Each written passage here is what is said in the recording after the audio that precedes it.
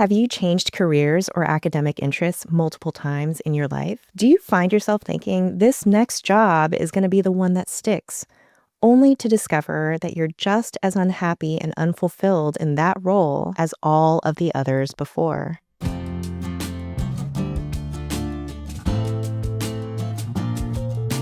This is Tips from an ADHD Coach, and I'm your coach, Jaye.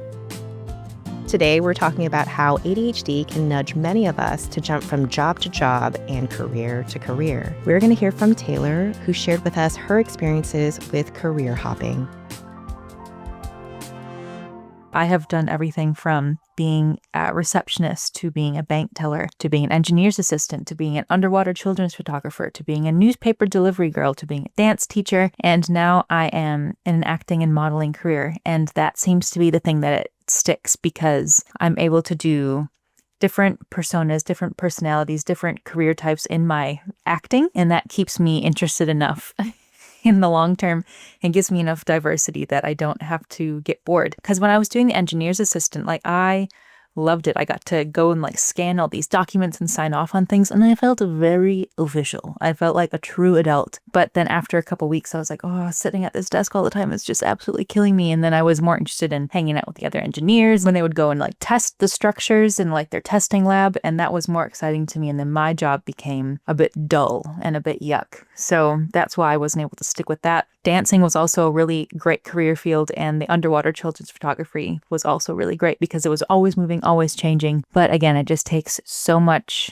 energy out of you. I would have to compromise a lot on my energy and then my time with friends because I would just get so sucked into whatever I was doing at work. Whenever I would try to go and do a 9-to-5 or something that was really steady with a steady schedule and a steady income, I was always yes, I can do this. I can be a part of society and be responsible and not be lazy, as my parents always claimed, lazy and daydreaming. And so when none of those careers were working out, it really hurt my self-confidence. I was I'm never going to be good with money. I'm never going to be reliable in a job. It was hard because that's not how I felt I should exist in the world. I was losing trust in myself. I was why can't I just show up at a job for a year? Why is it so hard to just stick at one place for 1 year without wanting to go and do something else or throw myself off the handle?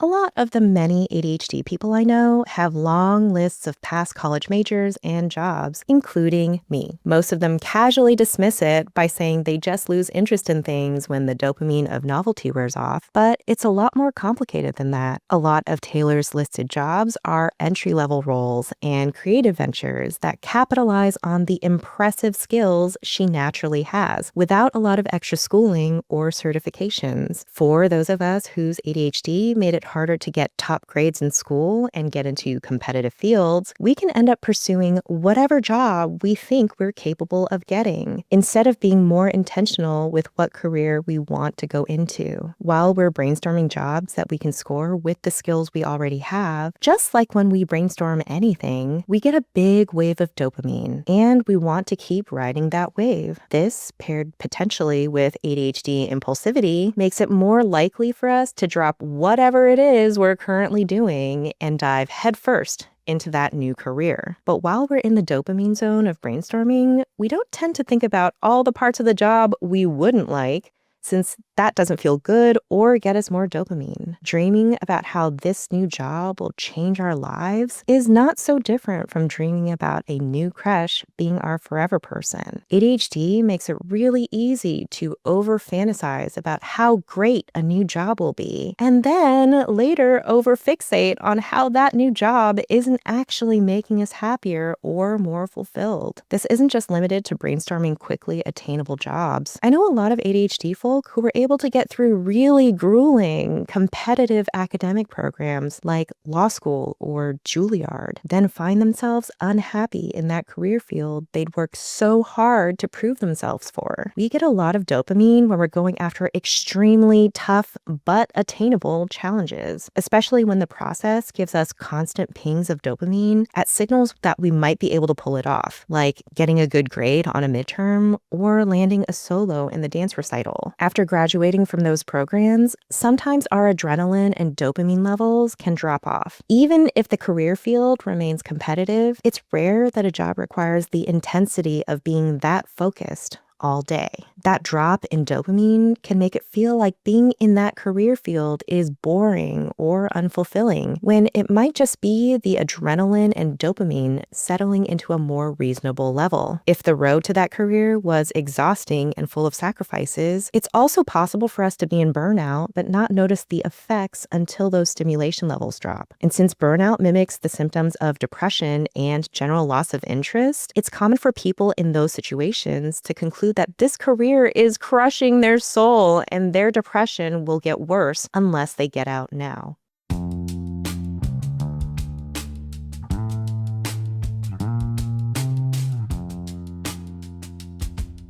Speaking of that burnout to quitting cycle, we tend to be generally more prone to that. A lot of us start that new job with a bang, fueled with excitement, interest, opportunity, and of course, dopamine. We tend to start off with a lot of sustained focus and actually want to work longer hours to nail that first project or learn how something works. I've been there, and when people tell me to chill out and pace myself, I don't listen to them because I don't want to. It feels good for me to overdo it at the start, but that excitement and dopamine wears off over time, and there's a high pressure, demand even, for me to continue producing results at that quality and speed. This can lead to a lot of stress and working longer and longer hours until I'm burned out, and I conclude that this job is crushing my soul and I need to get out. A lot of ADHD people I know resonate with that cycle of going too hard in the beginning and then burning out. They say that in their next job, they will maintain a better work-life balance, but most of the time they don't, because they tend to find themselves in the same excited, dopamine-fueled state when they start their next jobs. This is especially the case when switching to an entirely different career field, which can happen a lot more often with us due to all-or-nothing thinking and emotional dysregulation. If we feel depressed and burned out in our current role, it's common for us to seek out an entirely different field because our current field makes us feel bad. But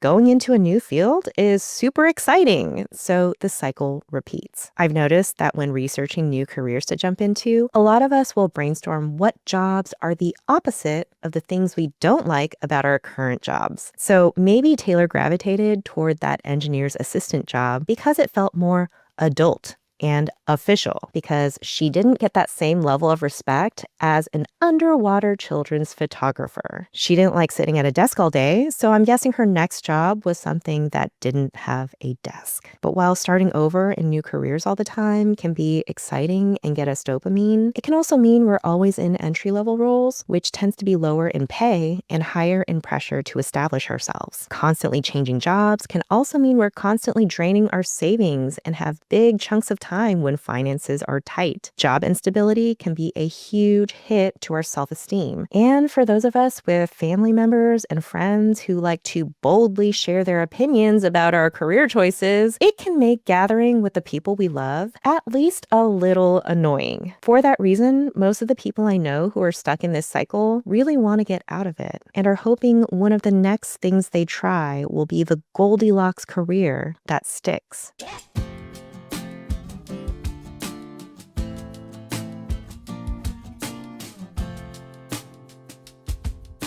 So what can we do if we're constantly changing jobs, careers, and academic interests? How do we find that Goldilocks career? First things first, there is no perfect Goldilocks career. A lot of ADHD people I know assume that they would do best working for themselves because they don't like having a boss, and then find it hard to get things done when there isn't urgency and accountability. Or they think they would do best in a creative role because they're passionate about creating art, dancing, acting, etc. Then find that a lot of these creative jobs come with a ton of administrative work. So many proposals, filling out forms, emails, billing, so much billing. And oftentimes doing creative work as a job means we don't actually have a lot of creative freedom, which takes away a lot of the interest and dopamine we get doing it. So then what? What careers can people with ADHD be successful in? This is never the answer anyone wants, but all of them. There are a lot of jobs that can be a good fit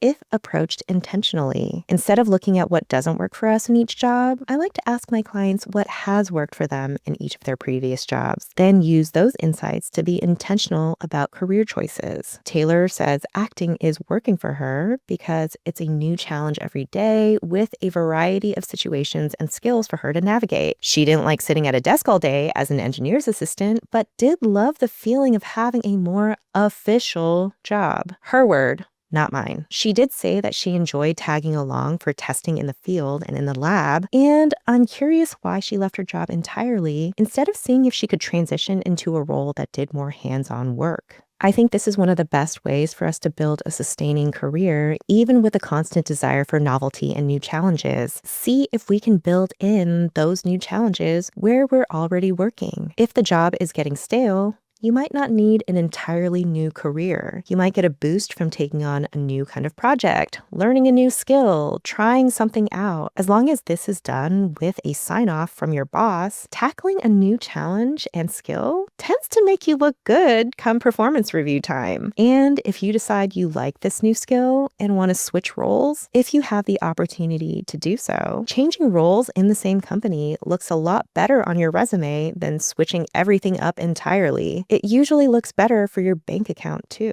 And if you have the tendency to go hard at the start of a new job, then burn out afterward when the dopamine levels settle, this can be communicated. You don't have to burn out, and you also don't have to toggle it back and swallow your excitement. There is a third option. I've done it. I've told my boss and other people at work that during the onboarding period, I'm so pumped that I really enjoy being intense with learning how to do everything, trying out new projects, and generally being productive at an unsustainable rate. I let them know that if I'm expected to maintain that level of intensity forever, I'll burn out pretty quickly. I'll eventually have to settle into a reasonable pace that will allow me to keep going for years to come. The response has always been positive. The last tip I have is to not make our careers our entire life. Like I said, it's nearly impossible for a job to make us feel good and good about ourselves in every way. We're more likely to be okay with the downsides of a job if we're getting some of what we need elsewhere. Having hobbies, interests, and achievements outside of work can take the pressure off of that job needing to be Goldilocks perfect. And taking the pressure off of the need for perfection is always something I recommend.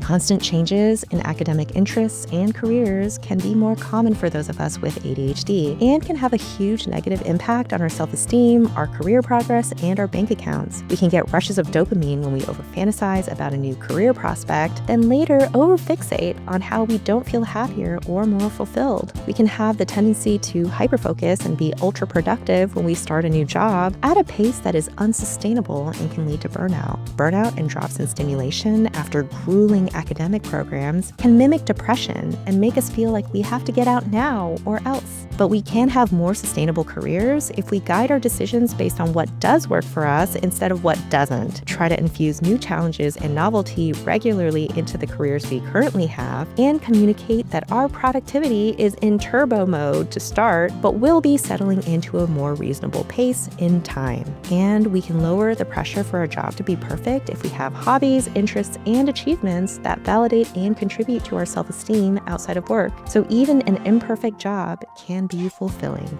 That's it for today. Thanks so much for listening. If you have a challenge you're facing, we'd love to hear about it. Send us an email at ADHDcoachtips@understood.org. You'll also find links to anything mentioned in the show and more resources in the description below. Make sure to subscribe to our channel for more content like this, and I hope to see you next time. This show is brought to you by Understood.org. Understood is a nonprofit organization dedicated to empowering people with learning and thinking differences like ADHD and dyslexia. If you want to help us continue this work, donate at understood.org/give. Tips from an ADHD Coach is produced by Jessamine Molly and Margie DeSantis. Jesse DiMartino edits the show. Video is produced by Calvin Kinney. Our theme music was written by Justin D. Wright. Samaya Adams is our supervising producer, Brianna Berry is our production director, and Neil Drumming is our editorial director. For Understood.org, our executive directors are Laura Key, Scott Koshier, and Seth Melnick. And I'm your host, Jaye. Thanks for listening.